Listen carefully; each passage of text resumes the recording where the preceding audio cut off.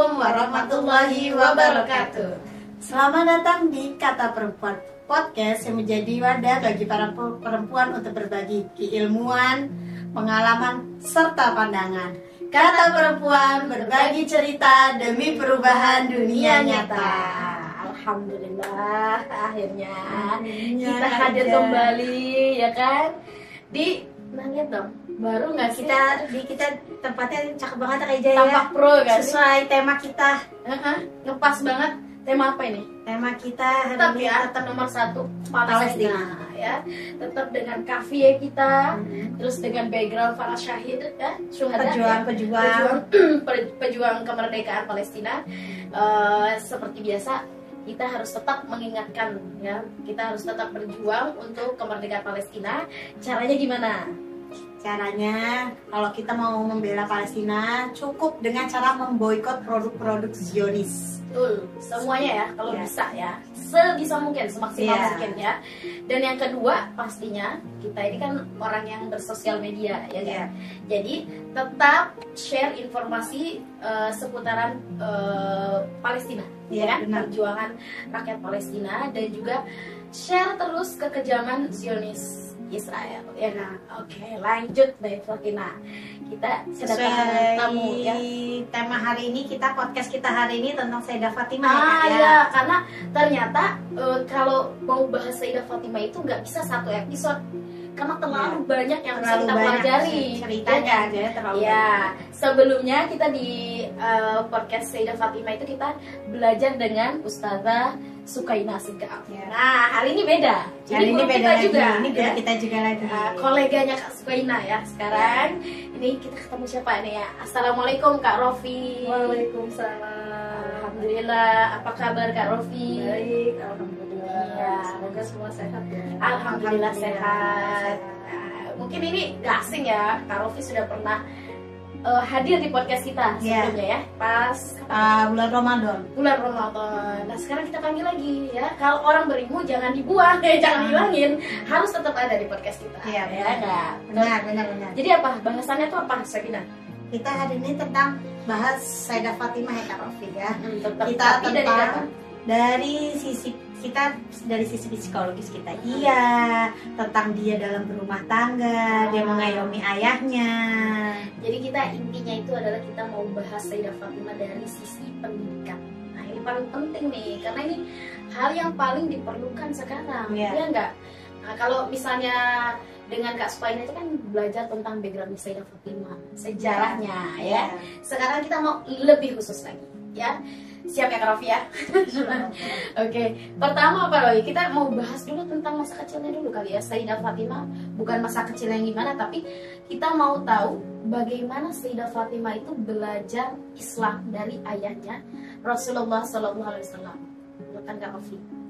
Bismillahirrahmanirrahim. Allahumma sholli ala Muhammad wa ali Muhammad.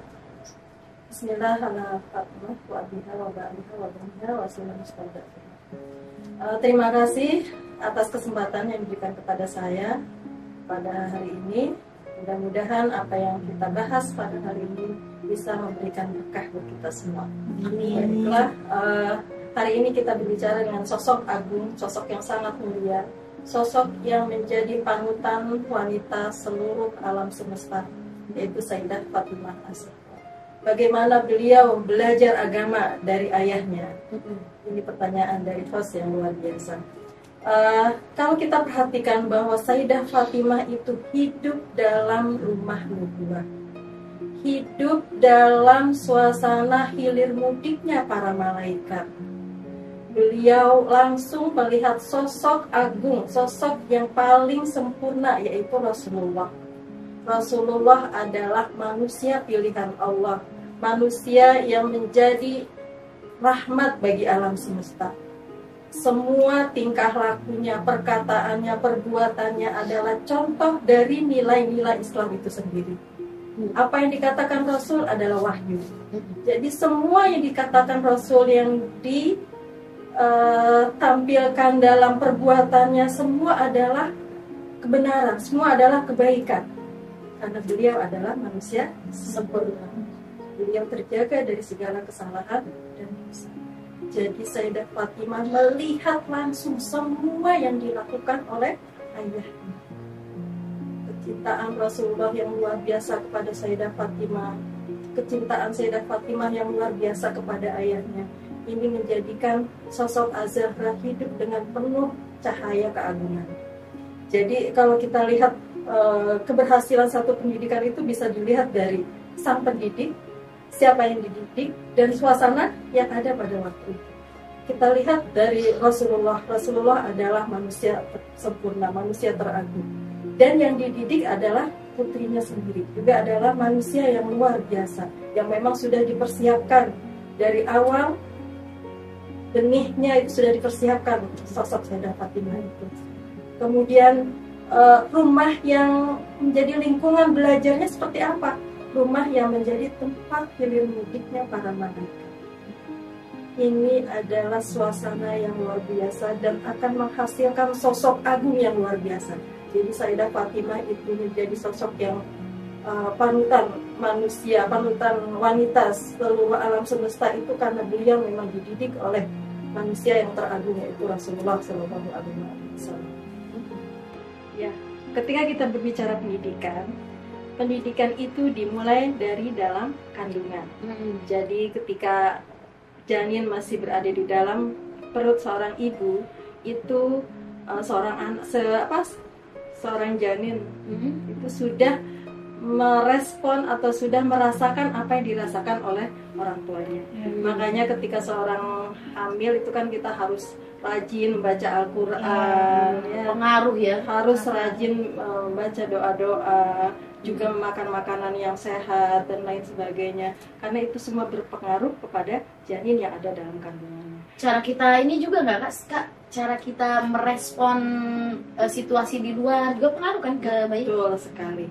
Jadi kalau kita perhatikan Sayyidah Khadijah pada waktu itu hidup pada masa awal-awal dakwah Rasulullah, yang Sayyidah Khadijah itu sering mendapatkan tekanan dan intimidasi dari kaum kafir Quraisy. Karena Sayyidah Khadijah ini orang yang terhormat, orang yang sangat mulia, orang yang sangat dermawan, hartanya luar biasa banyak. Tapi ketika beliau menikah dengan Rasulullah, semua dikorbankan untuk perjuangan Rasulullah. Sehingga ketika mengandung Sayyidah Fatimah, Sayyidah Khadijah itu sudah mengalami berbagai macam rintangan gitu ya. Rintangan sudah ditempa juga, gitu. Betul sekali.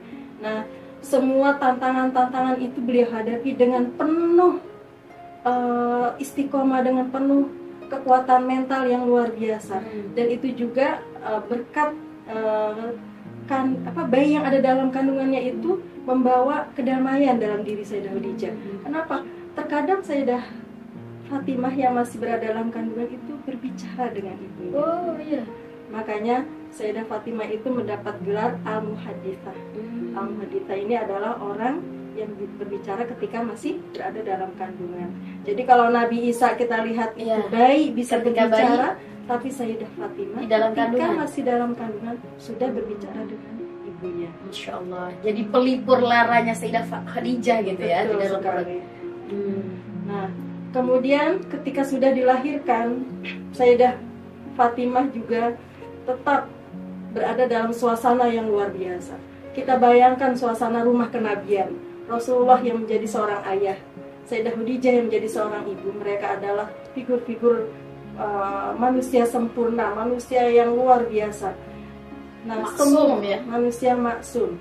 Nah, Sayyidah Fatimah itu mereguk semua cahaya-cahaya dari orang tuanya itu. Kemudian kita lihat bahwa rumah Sayyidah Fatimah itu adalah rumah tempat turunnya wahyu, rumah tempat hilir mudiknya para malaikat. Dan apa yang dirasakan oleh Sayyidah Fatimah adalah semua keutamaan, semua kebaikan, semua keindahan di dalam sisi ruhani.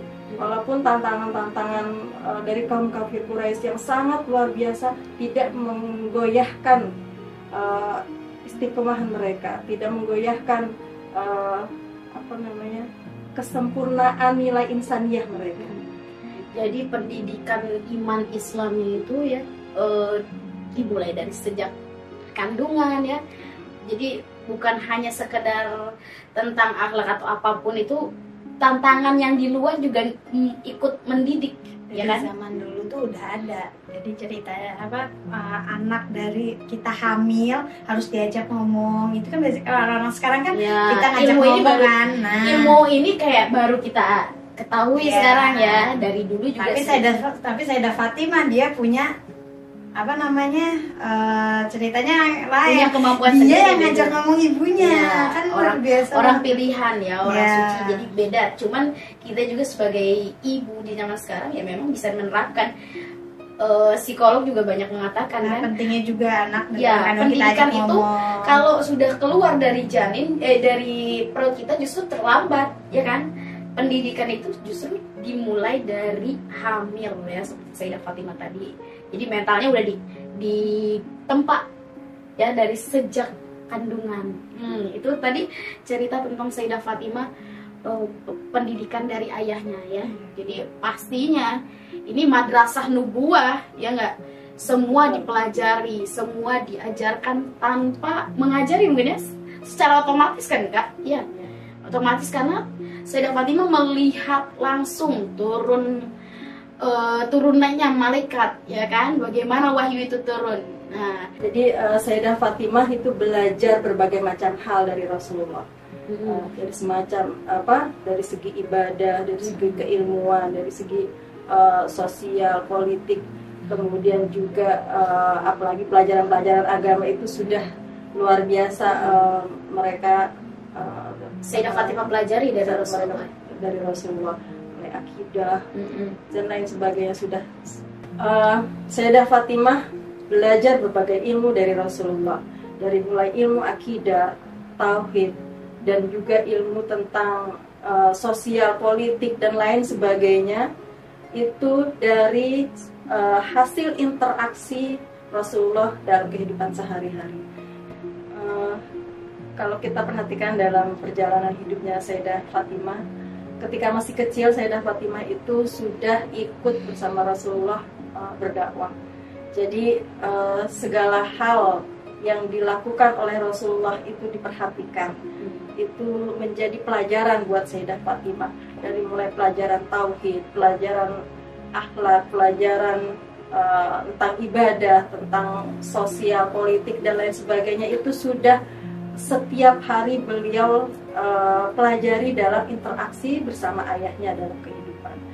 Nah, kita tahu bahwa ayahnya sebagai sumber ilmu, sumber hikmah, sumber berbagai macam Pengetahuan ya, berbagai macam pengetahuan. Rasul yang dihadapin. Iya, itu Bukan juga. Ustadz, bukan apa, Iya, tapi Rasul udah. ayahnya Sumber kota ilmu. Nah, jadi kalau mau tahu ilmunya Rasulullah ya Sayyidah Fatimah pasti tahu semua ya. Sudah nggak usah diragukan Udah harus lagi. diragukan. Jadi ketika kita berbicara tentang ilmu apa sih yang dipelajari Sayyidah Fatimah dari Rasulullah ya, segala hal ya Kak Rofi ya tadi ya. Nggak bisa disebut. Iya, nggak bisa disebut, holistik gitu, mulai dari keagamaan, sosial, politik tadi seperti Kak Rofi katakan ya. Nah, pokoknya sumber ilmunya semua diserap oleh Sayyidah Fatimah. Sayyidah Fatimah belajar berbagai macam hal dari ayahandanya, dan itu dipelajari bukan melalui teori-teori ataupun melalui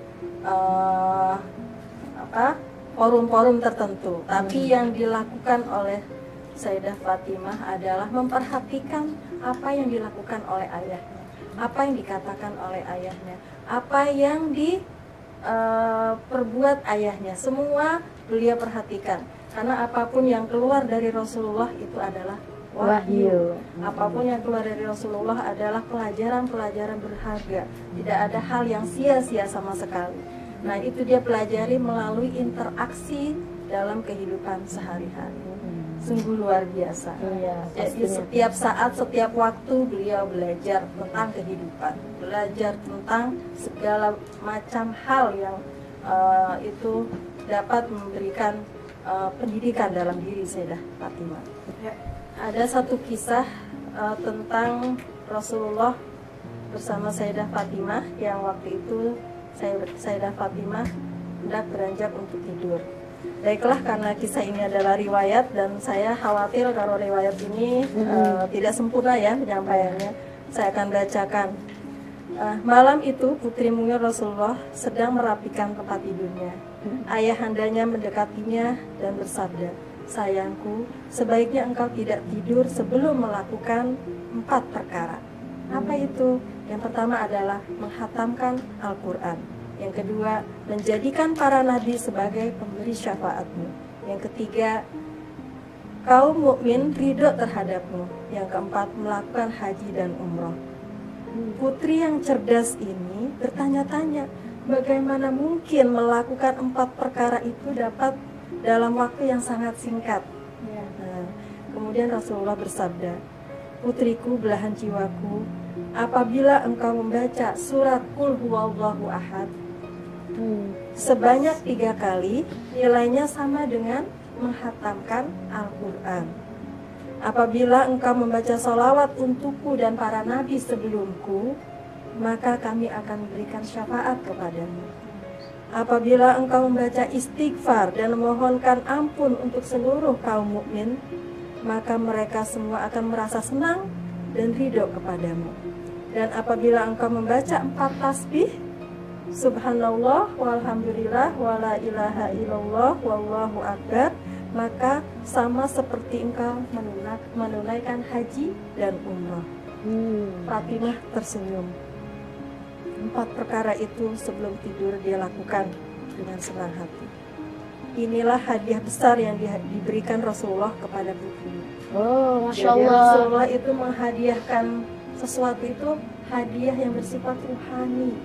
Dan jiwa Az-Zahra juga yang memang merupakan jiwa yang suci, maka menerima hadiah itu dengan merasa sangat senang mendapatkan perkara tersebut. Dan kemudian beliau lakukan, baru beliau tidur. Apa aja tadi? Jadi yang pertama hatamkan Quran ya. Al-Ikhlas 3 kali. Al-Ikhlas 3 kali. Udah tahu Al-Ikhlas 3 kali, terus aja ya kita mau hatam 3 kali Al-Ikhlas. Nah, itu kalau mau tidur tuh Baca dulu. jangan Oke. fokus HP, scroll, jangan main ngomongin diri game. sendiri. Jangan Tadi sibuk yang lain. pertama apa tadi? Al-Ikhlas 3 kali. Kedua, mendapatkan syafaat Nabi. Gimana caranya nih? Sholawat. Ketiga, istighfar untuk orang mukmin ya, mendapatkan keridhaan dari orang mukmin gitu. Masya Allah, dihafalkan ya, diamalkan, bukan dihafalkan, kita amalkan. Yang keempat adalah membaca subhanallah Subhanallah, walhamdulillah alhamdulillah, wala ilaha Allah, illallah wallahu akbar. Itu seperti berangkat haji dan umroh. Wah, tuh yang belum punya ongkos minimal baca itu malam-malam udah seperti berangkat haji dan umroh sebelum tidur ya. Insyaallah mudah-mudahan berangkat seenggaknya mimpi. Yang minimal itulah kita dapat pahalanya. Ya. Haji umroh nikmat banget kan? Ya nggak apa-apa sih ya, walaupun mimpi dulu ya. Insyaallah ada jalan ya. Nah itu tadi kisah tentang bagaimana Sayyidah Fatimah mendapatkan ilmu dari Rasulullah SAW ya. Nah kalau kita sekarang langsung timelinenya ke masa di mana Sayyidah Fatimah menjadi ibu. Nah ini sesuai dengan tema kita, pendidikan. Bagaimana Sayyidah Fatimah mendidik putra-putrinya? Bismillahirrahmanirrahim. Sayyidah Fatimah dalam mendidik putra-putrinya itu memang waktunya itu sangat singkat. Yaitu selama juga muda sekali. 7 tahun.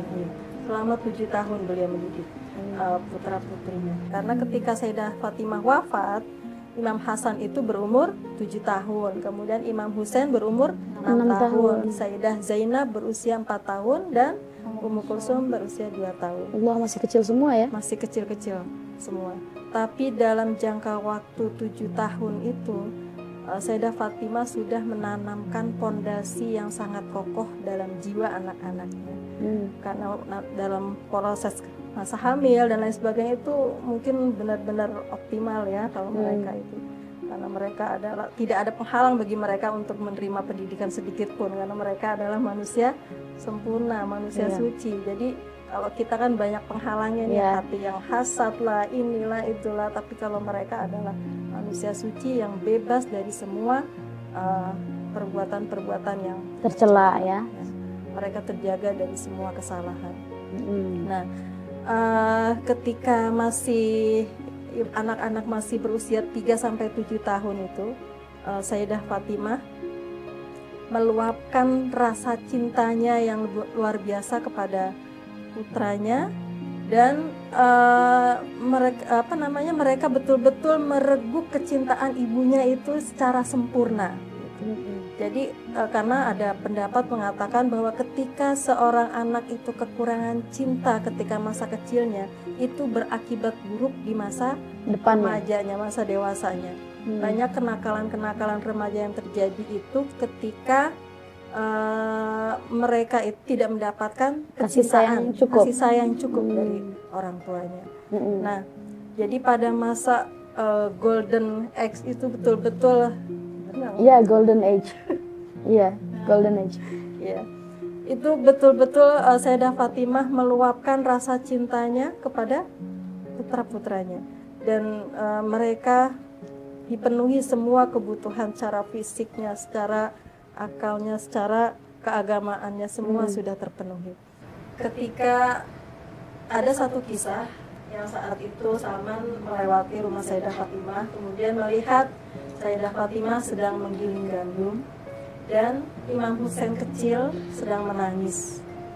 Kemudian melihat itu, Salman yang sudah dianggap sebagai Ahlul Bait Nabi karena dia sangat dekat dengan keluarga Rasul, menemui Sayyidah Fatimah dan mengatakan, "Wahai putri Rasulullah, apakah yang akan saya lakukan? Apakah saya menggantikan Anda menggiling gandum ataukah saya menenangkan Imam Husain? Wahai Salman, silahkan lanjutkan untuk menggiling gandum dan aku akan menenangkan putraku." Karena bagi Sayyidah Fatimah bahwa seorang anak yang sedang menangis berarti dia sedang membutuhkan ibu, sesuatu, dia membutuhkan ibunya. Makanya dengan cinta dan pelukan kasih sayang, Sayyidah Fatimah merangkul Imam Husain, memeluk Imam Husain, kemudian diamlah Imam Husain menangis. Dan ketika di masa ini Sayyidah Fatimah betul-betul meluapkan semua rasa cintanya itu dengan sempurna, dengan tanpa batas kepada anak-anaknya, sehingga rasa cinta itu mengalir dalam jiwa putra-putranya dan menjadikan itu satu kekuatan yang luar biasa bagi jiwa mereka. Nah, kemudian ketika masih berusia 3-7 tahun, Sayyidah Fatimah juga sudah menanamkan berbagai macam ilmu-ilmu kepada putra-putranya. Menurut Imam Ali dikatakan bahwa ada 3 tahapan dalam mendidik anak. Ini hadis ini terkenal sekali ya. Yang pertama adalah 7 tahun pertama adalah era raja. Kemudian 7 tahun kedua era budak. Yang ke 7 tahun berikutnya adalah era menteri atau penasehat. Nah, pada era raja ini bahwa seorang ibu itu betul-betul mencurahkan semua kasih sayangnya, melayani apa yang dibutuhkan anak-anaknya. Nah, karena mereka memang masih perlu bantuan dan pertolongan orang tuanya. Namun ketika sudah 3 atau sampai 7 tahun itu juga sambil diarahkan dengan berbagai macam ilmu yang sesuai dengan kemampuan mereka. Nah, kita lihat bahwa dari segi ibadah, Sayyidah Fatimah itu kan beribadah sepanjang malam, dan itu semua disaksikan oleh putra-putranya, terutama Imam Hasan yang sudah besar. Dan ketika itu Imam Hasan melihat ibunya beribadah tanpa henti, dan juga setelah beribadah beliau selalu mendoakan orang lain, mendoakan tetangga-tetangganya dulu. Sampai Imam Hasan bertanya, "Wahai ibunda, kenapa kami tidak mendengar Anda mendoakan kita semua?" Sayyidah Fatimah menjawab, "Tetangga dulu, baru kita, baru keluarga."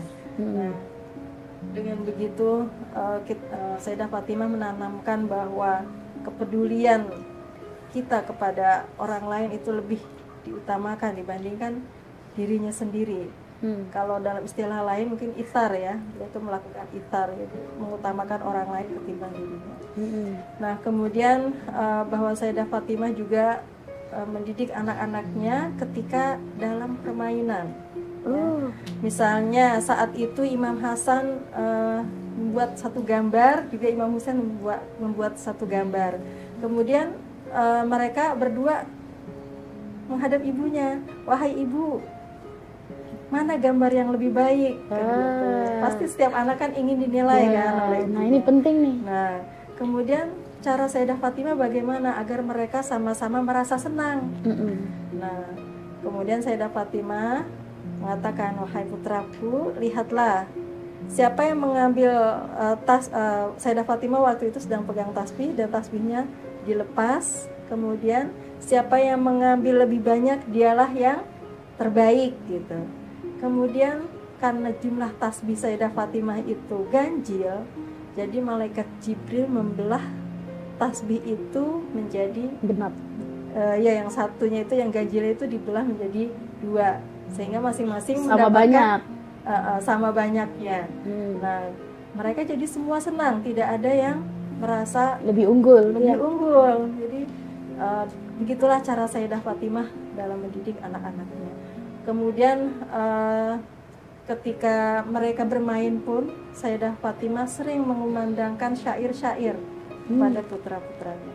Ntar ya baca dulu ya. Ya nggak apa-apa, dibacain aja. Karena takut salah syairnya. Syair yang dikumandangkan oleh Sayyidah Fatimah, jadilah seperti ayahmu sayangku Hasan, putuskanlah tali kejahatan dari kebenaran, beribadahlah pada Allah pemilik kebaikan, dengan pendengki jangan berteman. Waduh, dalam ya. Kalau itu syair Sayyidah Fatimah buat ngedidik anak. Atau gimana? Syairnya apa? Anak berhitung 1. Matematika. Itu juga ya.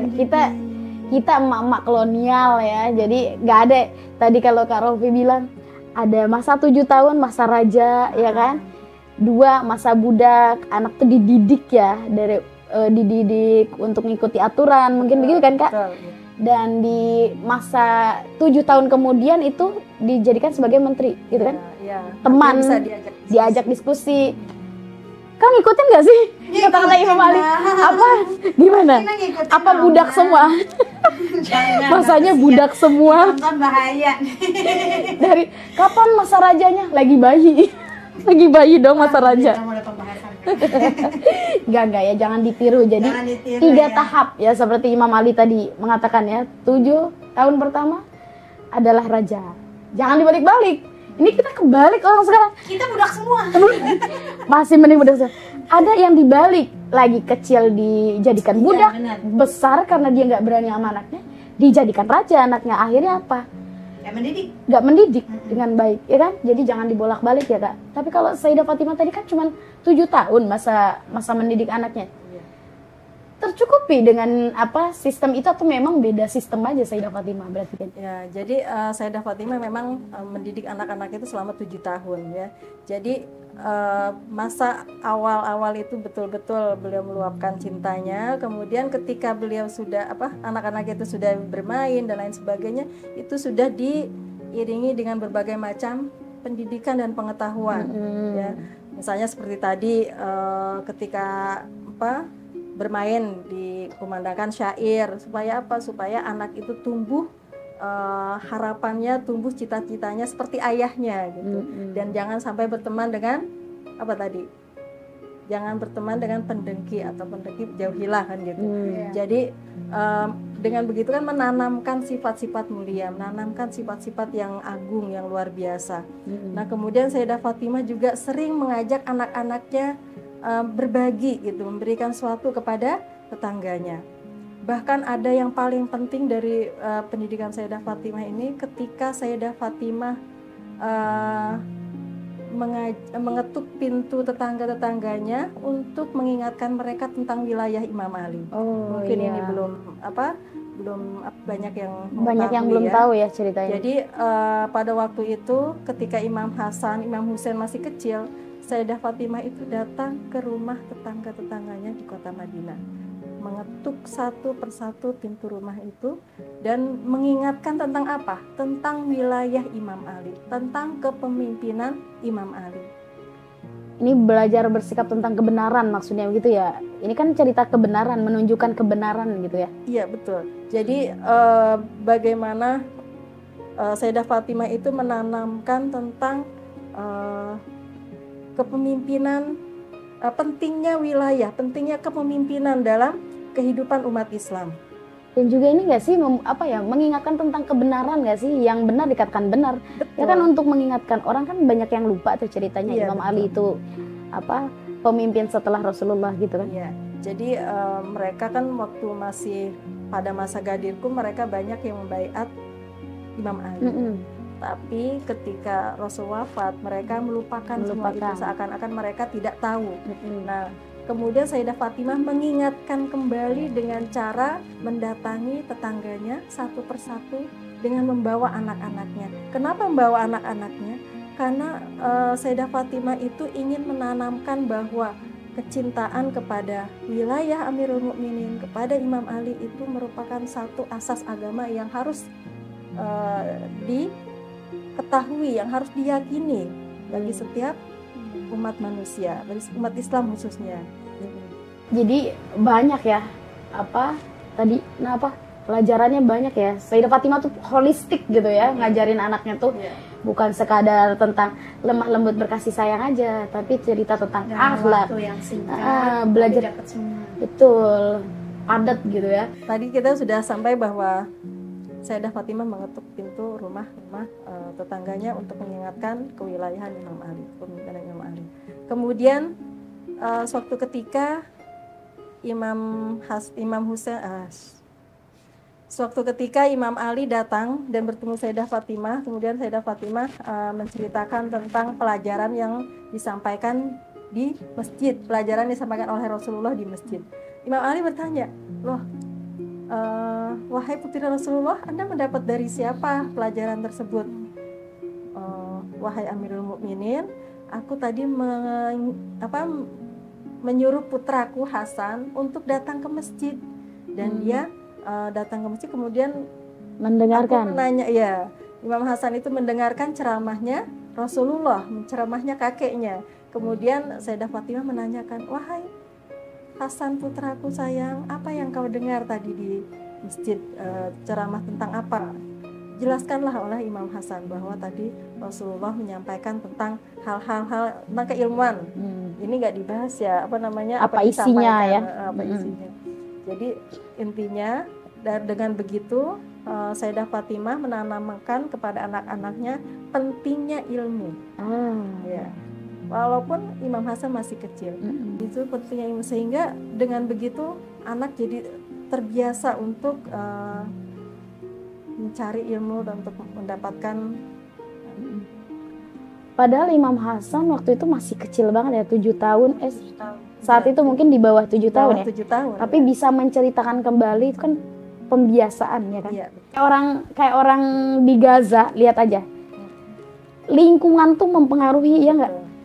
Orang Gaza, lihat anak-anak umur 7 tahun itu nggak aneh, mereka bisa berorasi, bisa menceritakan bagaimana tentang tanah air mereka, perjuangan mereka. Karena diasah setiap hari, ya kan? Mereka dilatih setiap hari melihat keadaan dan mereka dibebaskan untuk berpendapat. Sementara kita, ya kan, di anak-anak kita ini kan yang terekspos bukan masalah keilmuan, makanya yang diobrolin nggak ada cerita keilmuan, ya kan? Jadi ekspos tentang keilmuan juga penting berarti kan. Kayak Sayyidah Fatimah itu mengekspos Imam Hasan untuk untuk belajar ilmu, padahal umurnya masih kecil. Diajak diskusi, ceritakan kembali, itu kan bukan pelajaran mudah untuk anak segede gitu kan. Jadi Sayyidah Fatimah menanamkan kepada anak-anaknya tentang pentingnya ilmu, ya, pentingnya pengetahuan. Nah, kemudian juga ketika bulan Ramadan, ini nyambung sedikit ya tentang malam Lailatul Qadar. Jadi waktu itu ketika menjelang malam 23 itu Sayyidah Fatimah menyuruh anak-anaknya tidur di siang hari, kemudian juga memberikan makanan yang lebih sedikit agar mereka bisa terjaga di malam harinya. Karena menurut Sayyidah Fatimah bahwa keutamaan malam Lailatul Qadar, keberkahan malam Lailatul Qadar itu harus juga harus juga anak-anak itu harus tahu gitu, harus mengerti tentang keberkahan malam Lailatul Qadar. Jadi dipersiapkan dari siangnya gitu. Karena Sayyidah Fatimah sangat mementingkan anak-anak itu beribadah. Jadi beribadah itu memang merupakan asas dari terbentuknya karakter spiritual seseorang kan, jiwa spiritual seseorang, sehingga membangun karakternya yang mulia dan dia menyandarkan segala sesuatunya itu kepada Allah. Nah, nomor 3. Ini ada yang mau saya tanyakan Kak Novi. Apa peran Sayyidah Fatimah Zahra dalam menyebarkan pengetahuan agama Islam kepada masyarakat? Ya, kalau kita berbicara tentang peran Sayyidah Fatimah, itu sudah dilakukan oleh Sayyidah Fatimah sejak masih kecil. Sejak masih kecil beliau terlibat dalam dakwah Rasulullah. Baik waktu awal dakwah Rasulullah itu yang masih sembunyi-sembunyi, kemudian dakwah Rasulullah 3 tahun setelah sembunyi, Rasulullah berdakwah secara terang-terangan, dan ketika dakwah Rasulullah secara terang-terangan itulah yang mendapatkan banyak tantangan, banyak rintangan, banyak cobaan. Sayyidah Fatimah itu kan melihat ayahnya yang dilempari kotoran itu. Sayyidah Fatimah menyaksikan semua itu dan merasakan kepedihan itu, dan beliau dengan sabar membersihkan ayahnya. Nah, kemudian ketika di Si'ib Abi Thalib, Sayyidah Fatimah juga merasakan boikot yang luar biasa itu di Si'ib Abi Thalib selama 3 tahun. Nah, kemudian juga kalau kita bicara tentang peran Sayyidah Fatimah, tentunya kita sudah mengerti dan merasakan apa yang Sayyidah Fatimah lakukan. Ya, jadi dengan sosok keteladanan yang sempurna itulah Sayyidah Fatimah tampil hadir di tengah masyarakat dan menjadi contoh yang menjadi teladan bagi kaum wanita. Bahkan beliau itu kan teladan wanita dari seluruh alam, dari seluruh semesta alam. Nah, jadi kehadirannya sebagai teladan itu menjadi contoh, yang menjadi peran besar dalam kehidupan. Ketika Sayyidah Fatimah di Si'ib Abi Thalib, beliau betul-betul merasakan penderitaan yang luar biasa, tapi kekokohan imannya, kesabarannya, ketabahannya itu tetap tidak tergoyah sedikit pun. Nah, setelah berakhir boikot di Si'ib Abi Thalib, yang kemudian meninggal pamannya Abu Thalib yang selama ini menjadi penjaga Rasulullah dari gangguan orang-orang kafir Quraisy, itu wafat pada waktu itu. Kemudian disusul juga dengan wafat ibundanya, yaitu ketika pada masa 7 tahun kenabian, 7 tahun kenabian sampai 10 tahun kenabian, itu adalah masa di Si'ib Abi Thalib. Nah, Sayyidah Khadijah juga wafat pada tahun 10 kenabian. Nah, putri kecil Rasulullah, yaitu Sayyidah Fatimah, yang merasakan berbagai macam penderitaan, beliau tetap tabah, tetap sabar, tetap kokoh dalam keimanannya, bahkan menunjukkan kedewasaan yang luar biasa, sehingga sampai-sampai dia mendapatkan gelar Ummu Abiha. Nah, itu berarti peran Sayyidah Fatimah sangat besar dalam dakwah Rasulullah, karena beliau ketika wafat ibundanya justru tampil sebagai penghibur Rasulullah ketika Rasulullah mendapatkan berbagai macam tekanan dari kaum kafir Quraisy. Sungguh itu merupakan kekuatan yang besar, peran yang sangat besar gitu dalam dakwah Rasulullah. Nah, kemudian ketika berada di Madinah, ketika tahun 13 Hijriyah itu kan hijrah ke Madinah. Nah, di Madinah ini sering sekali terjadi pertempuran. Pertama itu pada tahun 2 Hijriah itu terjadi pertempuran antara kaum kafir Quraisy dengan kaum muslimin. Jadi kaum kafir Quraisy ini karena melihat kemajuan yang luar biasa umat Islam di Madinah, mereka ingin menghalangi kemajuan itu dengan melakukan perang Badar. Nah, pada waktu itu kemenangan bagi kaum muslimin, walaupun jumlah kaum muslimin waktu itu lebih sedikit. Nah, kemudian Sayyidah Fatimah ketika perang Uhud juga beliau aktif tampil di medan perang untuk merawat luka-luka ayahnya. Iya, merawat luka ayahnya. Waktu itu kaum muslimin mengalami kekalahan karena sebagian orang tidak taat sama Rasulullah, sehingga kaum muslimin mengalami kekalahan, dan Rasulullah waktu itu banyak mendapatkan luka-luka. Bahkan Imam Ali pun menderita luka-luka. Nah, itu Sayyidah Fatimah datang membuat luka ayahnya, luka orang-orang yang terkena peluru atau terkena senjata pada waktu itu, atau terjatuh. Bahkan dikatakan Rasulullah itu sampai terjatuh di satu lubang dan giginya patah, Pak. Yeah. Nah, kemudian kita lihat ketika Rasulullah telah wafat, ini juga Sayyidah Fatimah tampil dengan luar biasa. Beliau menuntut hak-haknya yang waktu itu diabaikan oleh penguasa waktu itu. Jadi Sayyidah Fatimah datang ke Masjid Nabawi, berkhutbah dengan menyampaikan khutbah yang luar biasa. Semua orang terpukau dengan khutbahnya. Dia tampil menjadi sosok orator yang ulung, ya. Dan waktu itu beliau menuntut tentang tanah Fadak, tanah yang diwariskan oleh Rasulullah yang kemudian diambil alih oleh penguasa. Nah, Sayyidah Fatimah tampil dengan penuh kehormatan dan martabat yang luar biasa, yang semua kata-katanya menyentuh orang-orang yang hadir pada saat itu. Tapi sayang, walaupun beliau sudah menyampaikan dengan sedemikian baiknya, dengan sedemikian indahnya, dan menyentuh semua orang-orang yang memiliki hati, tapi tetap hak-haknya itu tetap diabaikan oleh penguasa waktu itu. Kemudian peran-peran yang lain sampai hari ini pun saya merasakan bahwa Sayyidah Fatimah itu berperan dalam kehidupan kita, betul nggak? Yeah. Kita merasakan ketika kita menghadapi kesulitan, menghadapi berbagai macam cobaan dalam hidup, kita panggil dengan nama Sayyidah Fatimah. Sayyidah Fatimah akan memberikan kita akan merasakan langsung pertolongan gitu, sehingga kita merasa lega, merasa kuat gitu ketika kita menghadapi berbagai macam cobaan. Jadi komunikasi kita dengan Sayyidah Fatimah itu harus terus kita jalin dalam kehidupan kita sehari-hari.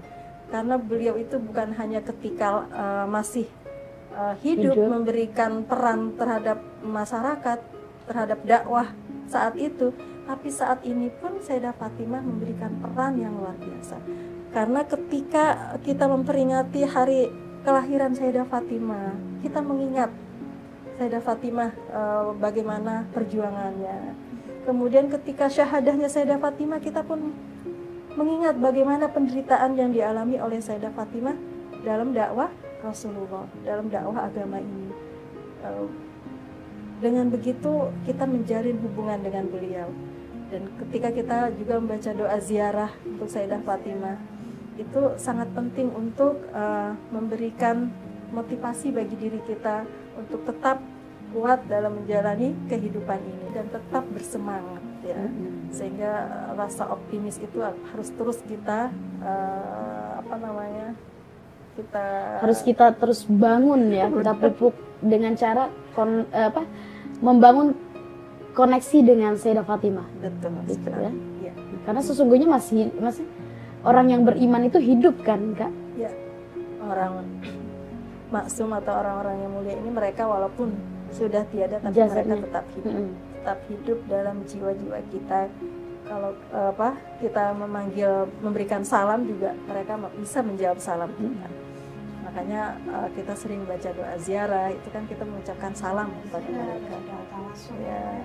Saudara tawasul itu semua membangun hubungan kita dengan mereka, sehingga gerak dan langkah kita tetap bisa terarah, insya Allah. Tetap on the track, tetap ada di jalurnya nilai-nilai Sayyidah Fatimah, ya. Nah, Oke, kita nih ada di penghujung acara kita hari ini. Dari seluruh cerita yang sudah disampaikan oleh Kak Rofi tadi, mungkin kita bisa ambil apa Kak? Nilai-nilai apa yang bisa kita pelajari dari Sayyidah Fatimah sehingga kita bisa mengimplementasikannya di kehidupan kita sehari-hari? Oh iya, baik, banyak sekali ya. Karena beliau adalah wanita sempurna, sungguh keteladanan itu ada pada mereka semuanya, baik dari segi ketahanan dalam mendapatkan cobaan, kesabaran yang luar biasa, kemudian juga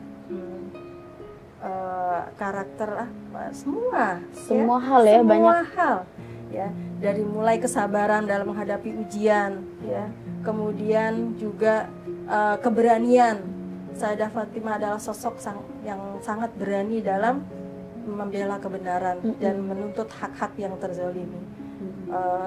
Seperti yang tadi sudah saya sampaikan tentang kisah wilayah Fadak dan wilayah Imam Ali, itu beliau betul-betul berani dalam menyampaikan semua itu dan tidak ada rasa takut sedikit pun kepada penguasa. Kemudian yang berikutnya adalah kesederhanaan dalam hidup. Kita lihat bahwa Sayyidah Fatimah dan Imam Ali ini mereka berumah tangga yang rumah tangga cahaya ya. Mereka dua insan yang sempurna, yang pada waktu itu Sayyidah Fatimah mengatakan bahwa beliau tidak pernah meminta apapun dari suaminya. Karena apa? Karena takut suaminya itu tidak bisa memenuhinya dan takut suami itu jadi malu gitu. Jadi pernah suatu ketika Sayyidah Fatimah itu sedang sakit, kemudian Imam Ali menanyakan, wahai putri Rasulullah, apa yang Anda butuhkan?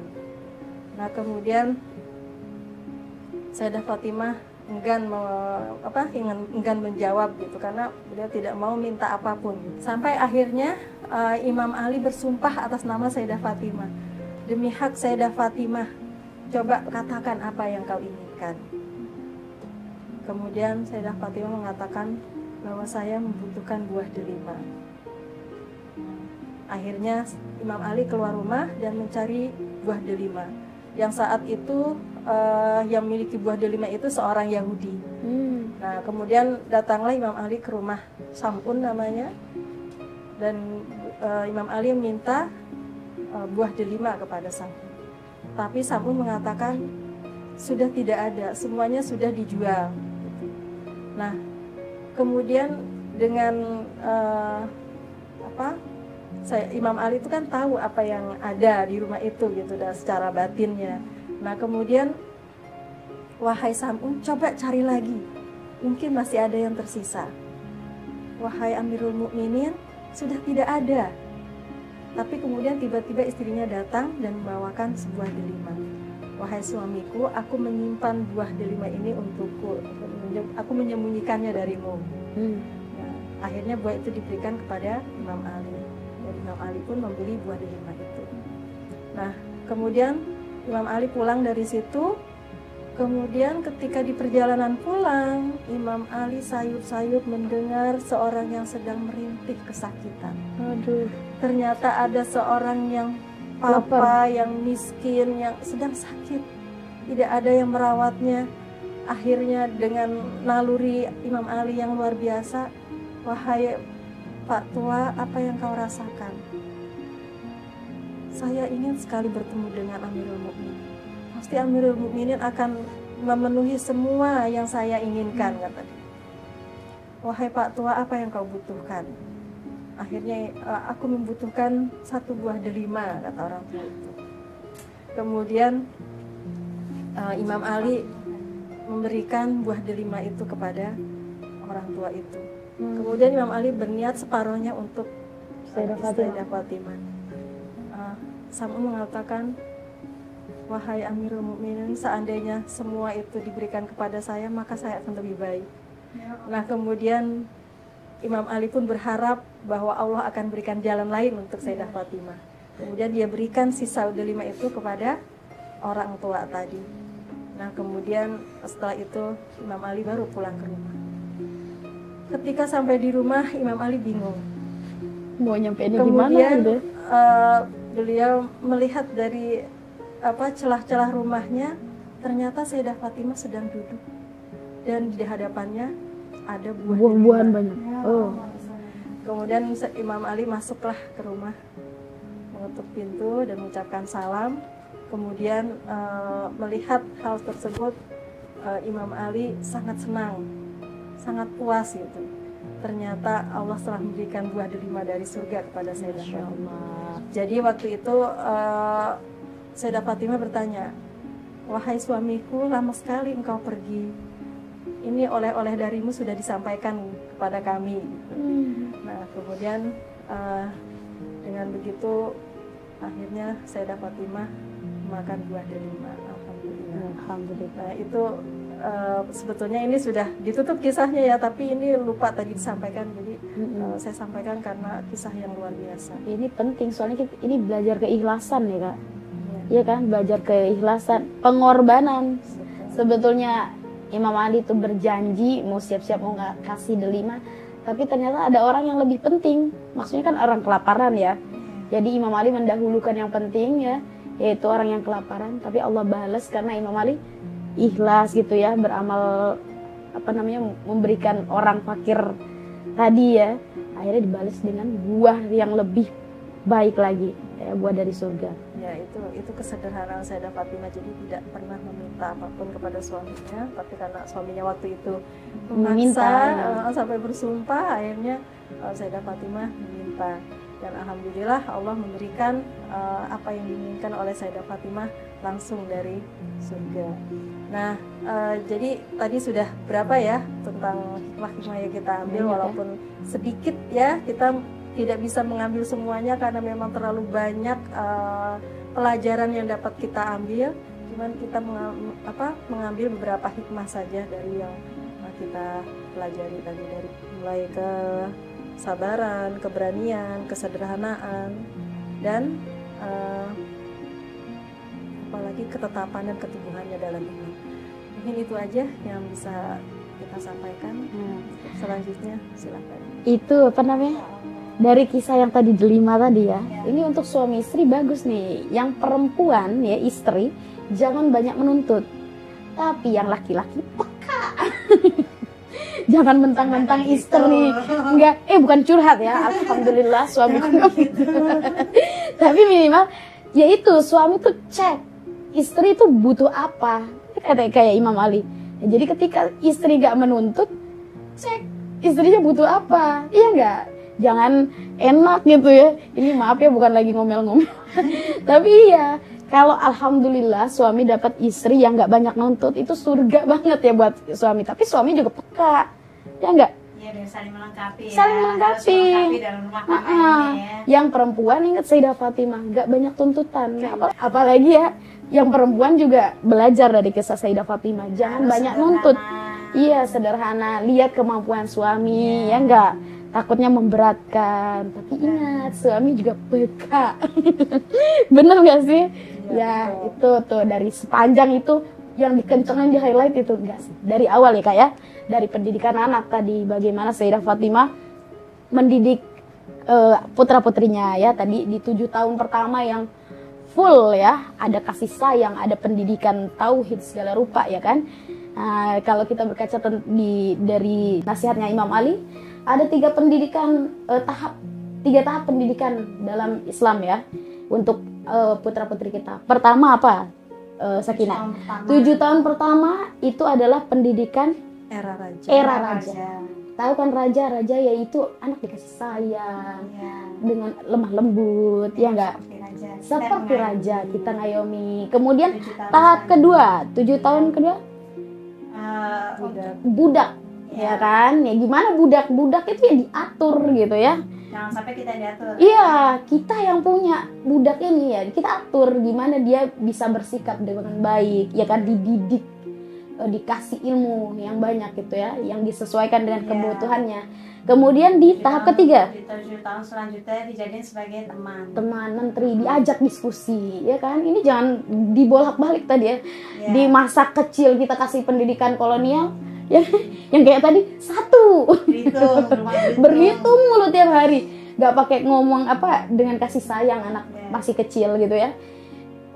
Dididik secara kasar, Kebalik, ketika besar karena anak sudah mulai bisa berpikir, udah mulai berani membangkang, kitanya yang keok, kita yang jadi budaknya anak ya, jangan dibalik gitu. Jadi harus sesuai tahapan itu. Emang Islam ini komplit ya, alhamdulillah segala hal. Zaman dulu sampai sekarang Sama, tetap relevan. Tetap ada yang nggak berubah. Ya hebatnya Islam itu dia pendidikannya itu tetap relevan ya, ya nggak Kak? Betul sekali. Dari zaman dulu sampai sekarang tetap bisa dipakai pendidikan itu ya, bisa berkembang terus. Betul. Satu lagi hebatnya Sayyidah Fatimah itu dalam jangka 7 tahun mendidik semua hal. Iya. Kan? Kalau tadi kan 7 tahun Ada tahapannya ya. Tapi Sayyidah Fatimah pendidikannya sangat efektif dengan waktu yang singkat ya. Iya benar. Dengan waktu yang singkat beliau sudah menyampaikan semua yang dibutuhkan anaknya pada masa depannya, sehingga lahirlah pahlawan-pahlawan seperti Imam Hasan, Imam Husain, pahlawan Karbala, Sosok-sosok agung ya. agung yang luar Dalam waktu 7 biasa. tahun yang sangat singkat dia sudah mencakup segala Iya, semua hal. betul. Mungkin ini nanti ada yang ngomong ya itu kan imam gitu, ya, tapi kita bisa ambil pelajaran ya. Betul. Ibu, saya rasa sih Beda mungkin ya. dong, beda. Malahan kita nih di zaman yang lebih enak sekarang. Zaman yang serba canggih. Iya, Sedangkan bisa. beda sama zaman dulu. Kita perlu pentingi kita nih di kata perempuan ini salah satunya kita belajar dari Sayyidah Fatimah. Kita jangan dikit-dikit kan kalau anak sekarang bahasanya body shaming, apa baby blues, Iya. anak baby blues, Apa mentalnya masih kurang gitu ya. Mentalnya Sayyidah Fatimah dengan di umur segitu dia kurang apa waktu pada zaman Rasul. Dia yang mengayomi ayahnya, dia Betul. yang ngurusin ayahnya waktu ketika jihad, mana suami mana ayah dia yang ngurusin semua. Ah. Belum anak di usia muda lagi Betul. dia kan. Kita kalau Kurang apa? Iya. Kurang kuat apa mentalnya dia. Iya. Nah, ini harus kita tiru. Harusnya kayak gini. Betul. Jangan berpatok dengan artis lah. ya inilah apa pentingnya memilih idola ya, memilih panutan gitu ya. Nah. Kalau Sayyidah Fatimah yang kita jadikan rujukan ya pasti kita berpikir bisa kok gitu ya. Iya. Di umur muda tapi sudah berumah tangga misalnya. Tapi kalau patokannya Sayyidah Fatimah pasti bisa mengimplementasikannya. Kalau patokannya yang tidak sempurna secara akal maupun apa namanya cara bersikapnya ya begitulah. Walhasil aku masih muda jadi ngadepin baru bayi keluar baby blues, benar tadi kata Sakinah ya kan. Belum lagi nanti ngedidik anaknya, aku tuh sebetulnya belum siap jadi ibu, jadi kekanak-kanakan. Gak ada cerita, usia itu cuma angka. Usia itu cuma angka. Benar, betul sih. Jadi kata-kata hari ini sangat luar biasa ya Iya. Kak ya.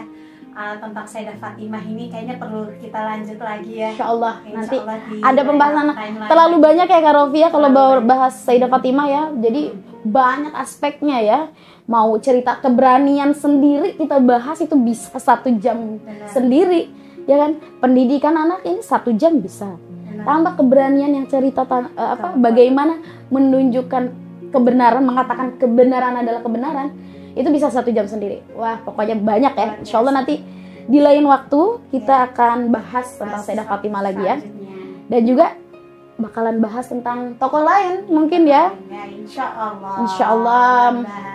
Makanya kita mau ajak nih pemirsa Mahdawiyah Channel untuk berpartisipasi aktif di channel ini dengan cara tulis di kolom komentar. Ya, komen-komen, Kasih ide, kasih ya nggak? ide kita mau selanjutnya Bahas mau apa? topiknya tentang bahas apa nanti kita sampaikan ya. Tokoh siapa lagi yang perlu Ya. kita bahas ya, yang Nah. inspiratif. Gak mesti di dunia Islam, tapi bagus sih kalau di dunia Islam. Jadi kita banyak juga tokoh-tokohnya ya.